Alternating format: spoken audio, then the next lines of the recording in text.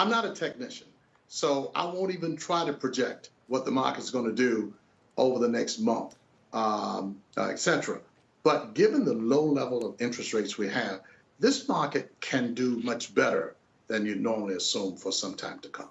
So you are in the camp, Randall, that says low interest rates mean higher stock price valuations. But have we done that? Is that a one-time reset, or does it keep resetting? So in other words, OK, we've reset stock prices for a 10-year at 0.7%, but does it have to keep going down for the market to keep climbing or not? Somewhere along the way it would have to. And of course, it can't keep going down. I would go so far as to say that eventually interest rates must go up.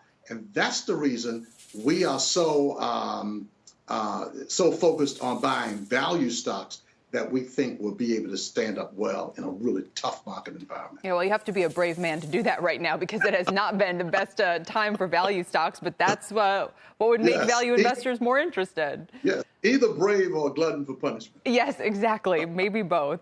Let me turn, Michael Cuggino, to you and ask if you would echo those thoughts about the kinds of stocks that you'd be picking in this market, and if you agree that the bull market is still intact. Agree with Bank of America, that is.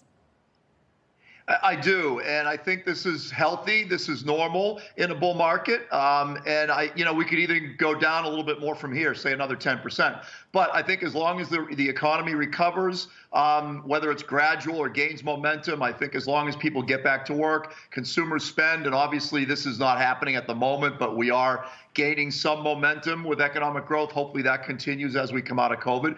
Then I think that provides some economic support. The cost of capital is cheap, as was mentioned, so that bodes well for equities going forward. And you could get back some of that multiple expansion that you lost recently here. The other thing I think is that the rally broadens out. It does get into more of the cyclical growth, not the high multiple tech stock names, although those still would perform, but also economic cyclical type names, materials. I found that interesting. The materials was a top performer this week.